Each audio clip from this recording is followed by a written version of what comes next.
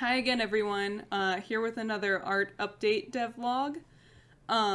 So this will be similar to my last video, except instead of doing it all with my phone camera in person, I have my webcam this time to kind of record me talking, and I am using OBS to show you guys in Photoshop what the actual scanned images look like. So I'll be using my mouse instead of just my hands, and hopefully it'll be a little bit more high production value this time. So if you remember, last time I was showing you guys rooms that involved these three paths here.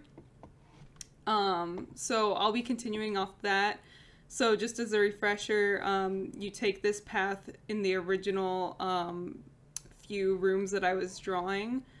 So this was the first one I did. So from this path leads into this room, which leads up here into this room with a plaque on it. And then this was the last room that I showed you guys with the bridge, and it'll have a couple monsters in here.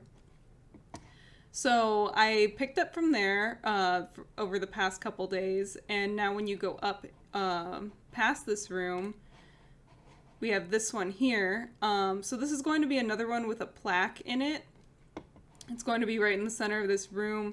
Again, it's just going to basically be telling the story of the corpse of the demon that you find earlier in this section. So basically you find his body, and then you kind of read about sort of like his final words, so to say. Then you go up through this room here. Honestly, this one is probably one of my favorites that I did this time. I'm kind of debating on whether I want to have like the face here kind of do damage if you touch it or not.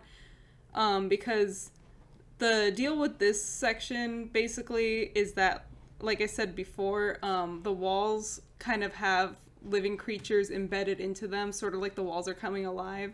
So I'm kind of not sure exactly how alive I want them to be yet, like if they're entirely just decoration or if some of them will kind of be more interactive. But either way, I'm pretty proud of how this one turned out. So obviously you come in through here, you work your way up here. There will probably also be another monster in this one because it's kind of like I have a plaque, then a room in between, then a plaque, room in between, and so on.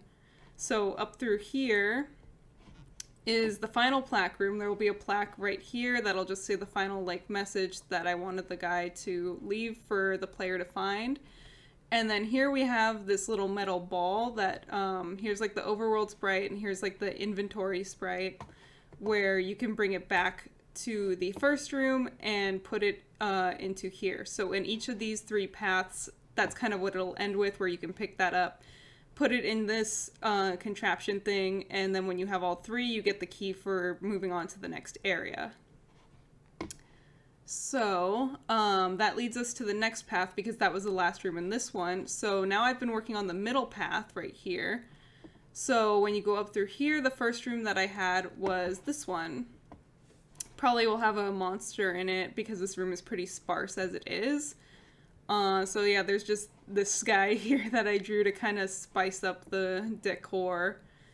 Let's see, so you go in through here, and then it'll be some more converging paths. So this guy is one little creature that you can pick up, which I will get into in a second, but it has to do with a puzzle to get the next metal ball. And then, so let's see, I believe the next path I have is this one here. Yes. So if you go on this path, you end up in this room. And there's another little creature here that you can potentially pick up. Not much else to say about that other than that. So back through this way, the next path is this one here.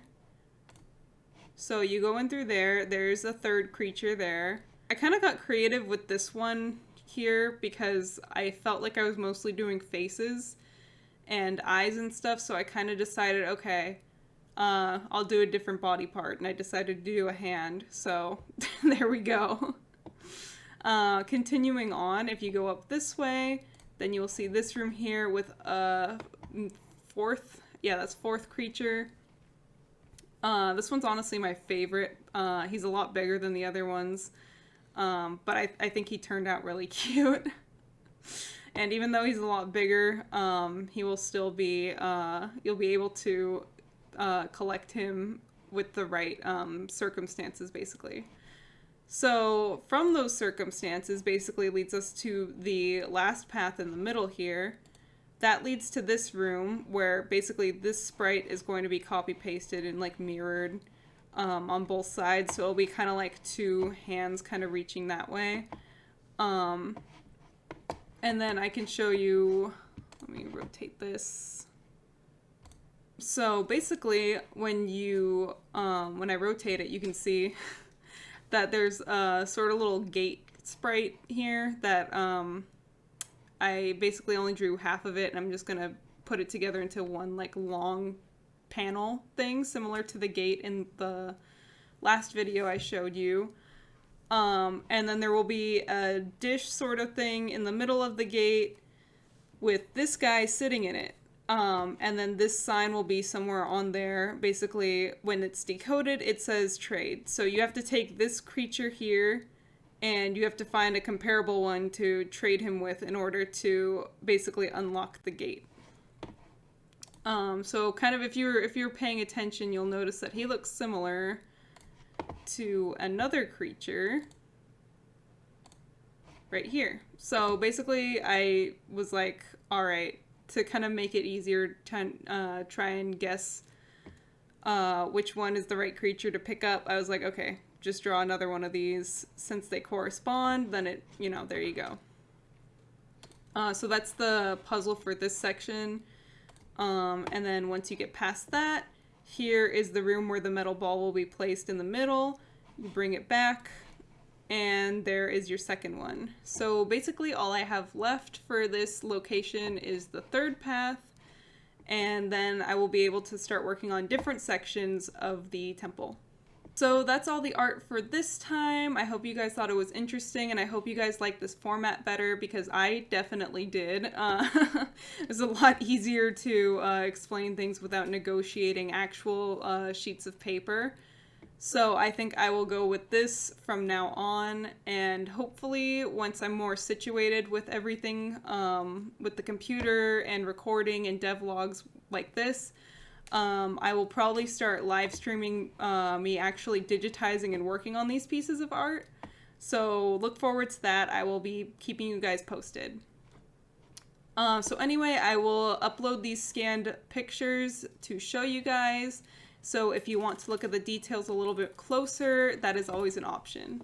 So I will see you guys in the next video, and I hope you enjoyed it.